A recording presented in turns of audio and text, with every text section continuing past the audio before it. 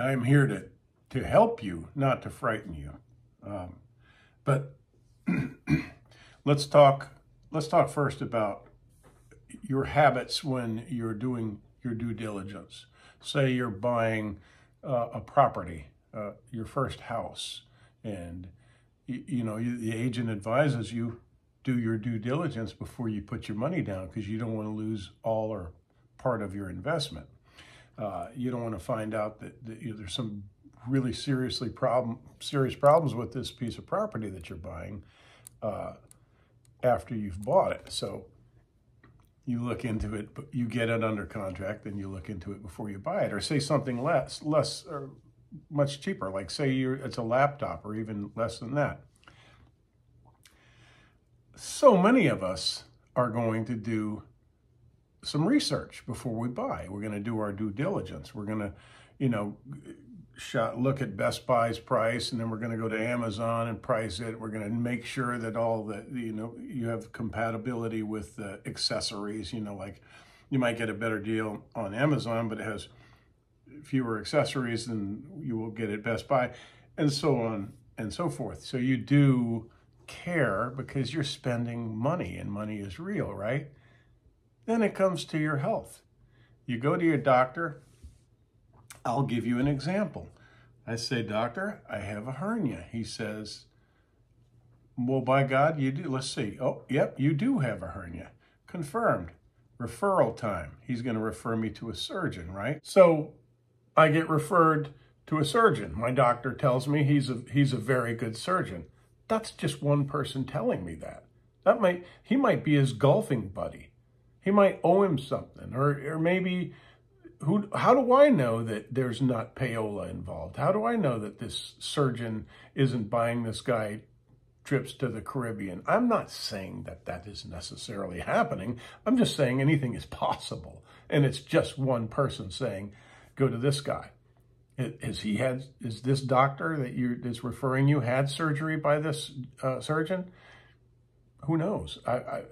Maybe not. Maybe it's just a referral. So I want more information than one person.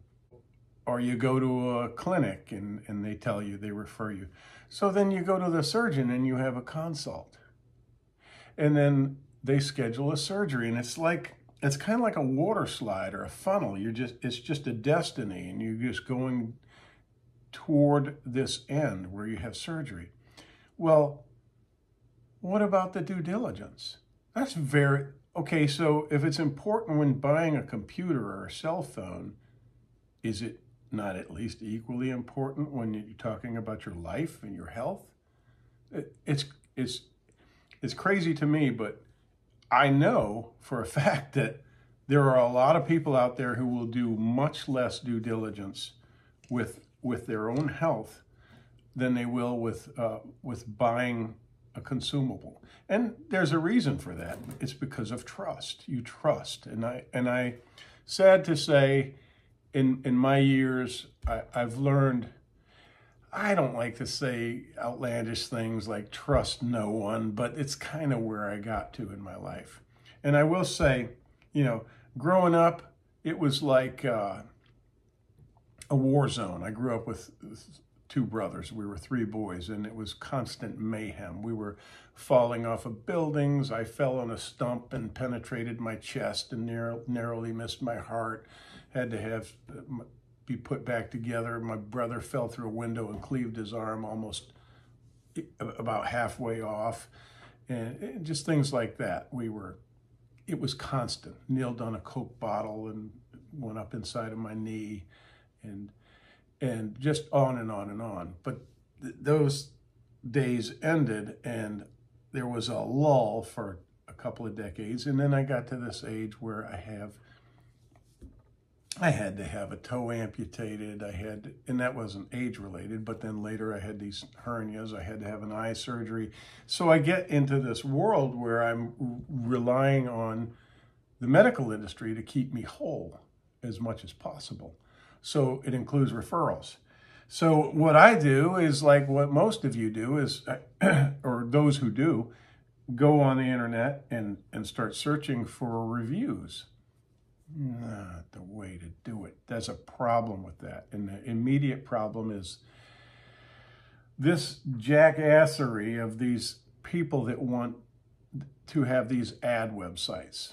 All this MD this and web doctor that and vital statistics this and all the internet is littered with websites that are going to promise you that they've got the goods on the doctor that you're researching. And they don't. A lot of them, I have found doing that, I'll go to one of these such medical websites to review a doctor and find 4 negative comments about a doctor. Don't go to this doctor. I just did this. Whatever you do, this doctor did malpractice on me, and then you go to another website and there's 5 good reviews about the same doctor. You see, so it gets very confusing. And right away, if you have common sense, you start to realize this is not the way to do this, because it all becomes a wash and I learn nothing, right? So what you do is, now, and by the way, if you want, as I said, I'm not here to scare you, I'm here to help you. If you want to really convince yourself of how important what I'm telling you is, research Dr. Duntsch, Dr. Christopher Daniel. I know some of you haven't heard of this character. He was a guy in Texas, a doctor. He became a neurosurgeon because he was very much in debt with a bunch of things that he was, you know, kind of an entrepreneur, I guess, and he spent a lot of money, got it into debt. And then he decided to go into neurosurgery. And then he maimed about 33 people and killed people or some person. And he's in prison for the rest of his life now. He was convicted of intentional killing of a patient. But I heard a what do you call it, podcast about this guy, and it was riveting. It was horrific. It was intriguing. It was intense. I was sweating listening to it. And then I said, "There's a movie? I can't watch the movie." It was well portrayed and interesting, fascinating. Again, just terrifying. But I'm not saying that those 33 people could have been saved by doing research, because it may have occurred, his imprisonment and forfeiture, his loss of his medical license occurred after most of this mayhem took place.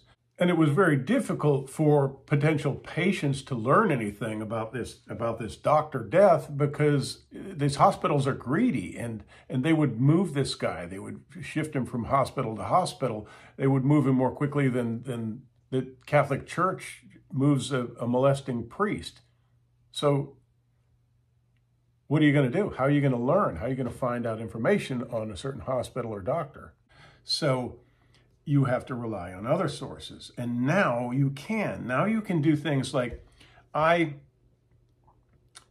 was having to have a colonoscopy. I needed a colonoscopy because I talked about this. I did the stupid thing where I did the Cologuard kit, where you do the sample in the box. I don't want to even say it, and ship it to them, and they test it and they give you a response. And well, my response was, I tested positive, and that means you could have polyps, you could have colon cancer, colorectal cancer, any number of things. So then I had to go for a colonoscopy. So then I'm out of pocket for the colonoscopy, because insurance will pay for one or the other, right? That's kind of the way it works. So I had to research and find a good doctor for that. So one of the things that I did, instead of just relying on those websites, stupid websites, is I went to the site next door. You see, this is local, you act locally. And I said, and I had questions, I queried the local community, has anyone ever used such and such a doctor? And I got some positive responses of real live people who had good experience with that doctor and that colonoscopy procedure. That's so easy, right? That's an easy thing to do. And we have that ability now, as long as we have the internet. Who knows how much longer we'll have that. But the other very pardon me. The other very important thing to do is go to the medical board, you know? Go to the entity that licenses these doctors. Go to your state med board. They have websites, again, reliant on the internet, and you can see how they're rated. You can also see the NIP scores. There's another scoring website that scores these doctors, but your state medical board will have information. They'll have information on whether these people have been sanctioned. Here I am, a North Carolina Medical Board. I went to the licensee information, which is, you find the doctor. You just do a search, put in your doctor's name, put in some different parameters. Usually you can just do it with the name. Confirm that you have the right doctor, and then you can click on things like academic appointments, memberships, honors, awards, also actions, adverse actions, and administrative actions. Like, have they had problems? Have they been sanctioned for anything? And then finally, malpractice and convictions, right? I went and looked at all the doctors that I've used, the surgeons that I've used, several surgeons. I have found my surgeons to be in good standing with the medical board. That's so important. And just to test this, look up somebody like Dr. Christopher Daniel. You go to the medical board in Texas, and you can find all the stuff, all the actions against this guy. So kind of after the fact, but still, you can see it. That illustrates it for you, and then you go back and you research your doctors, and hopefully you find nothing. If you find, like I researched one doctor in our area in North Carolina that I know is he just seems like a greedy person. Not greedy, but like, that's a bad thing to say. Scratch that. He's constantly marketing, and I've heard bad things about him. I know that's the rumor mill, but I've heard over the years, don't ever go to this doctor, because my relative had a bad experience with him. That's anecdotal. So then you do the real research. You go to the medical board. So I thought, let me research that doctor on the North Carolina Medical Board. And I found an action against him. It wasn't an action. There was somebody contacted the medical board. You can tell this through the research, and requested action against him. They wanted to sue him or bring action against him. The medical board said, well, we didn't find our findings weren't conclusive to a degree to bring an action against this doctor. We found it necessary to write a letter of concern. Let me turn this off.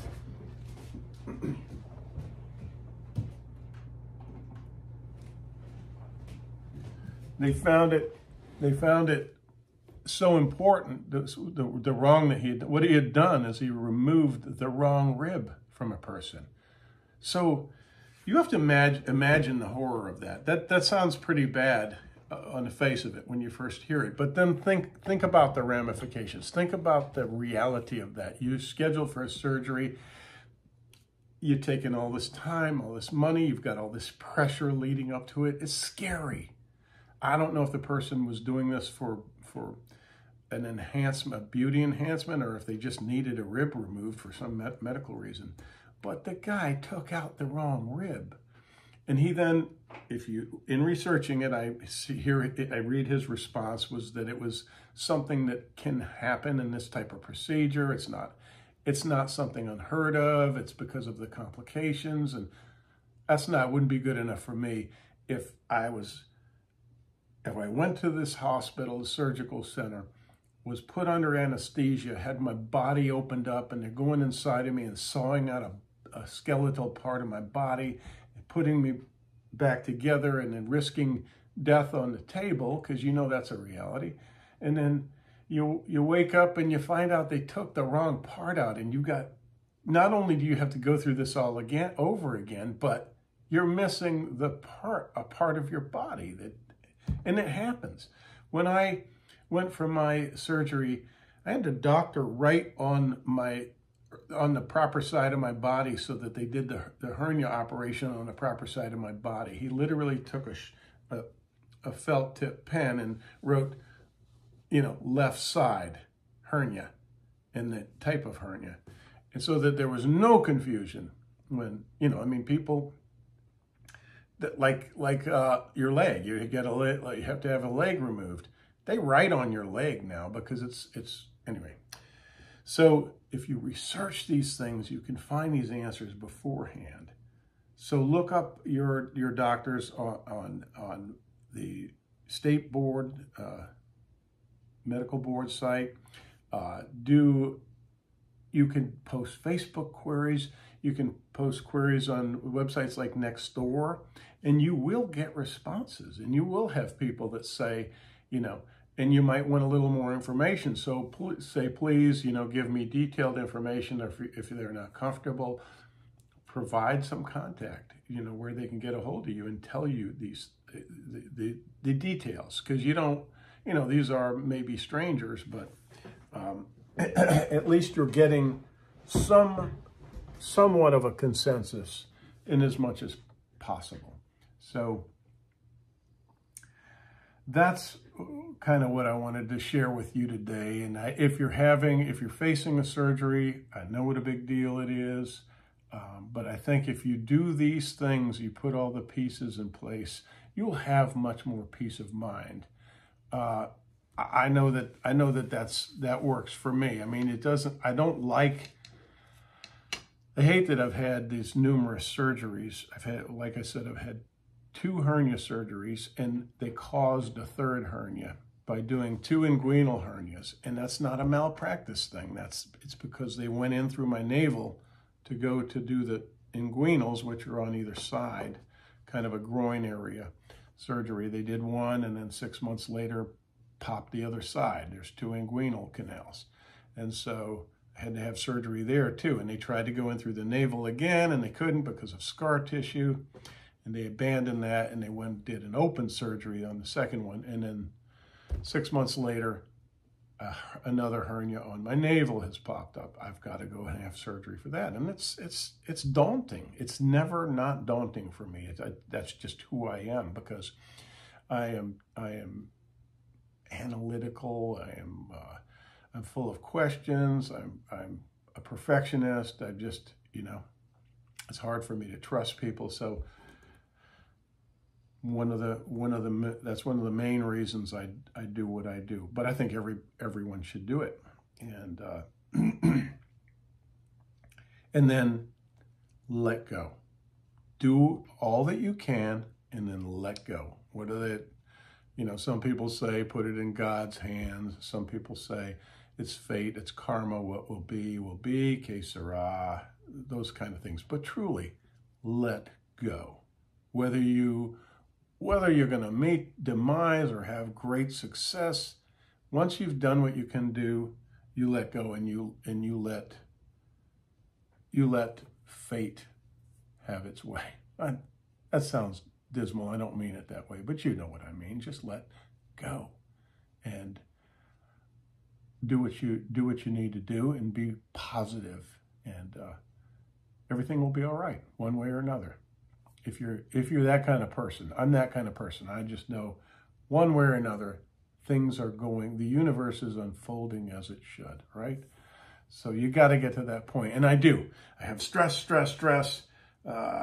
blood pressure going up, and weeks ahead of time. I'm 2 weeks ahead before a surgery. I'll be up all night for just one night here and there, thinking about this. And then I get to the point where I feel like I'm sliding down that slide toward the inevitable, and I get within view of it, and I just go, let's enjoy the ride.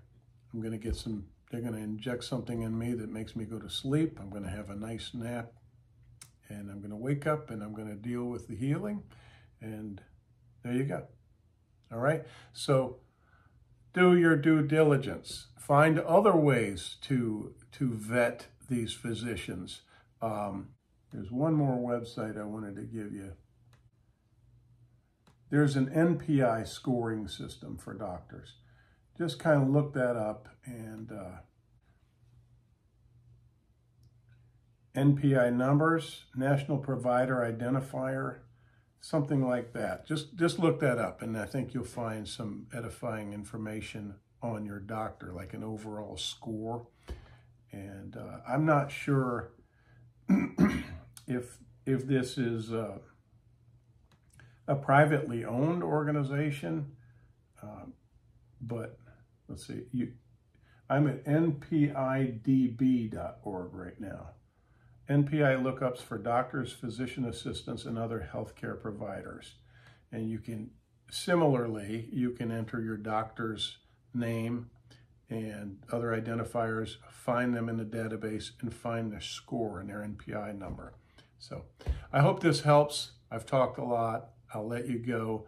Thank you for watching. Please like the video. Click like if you enjoyed the video, and also subscribe for more. Thank you. Peace and be well.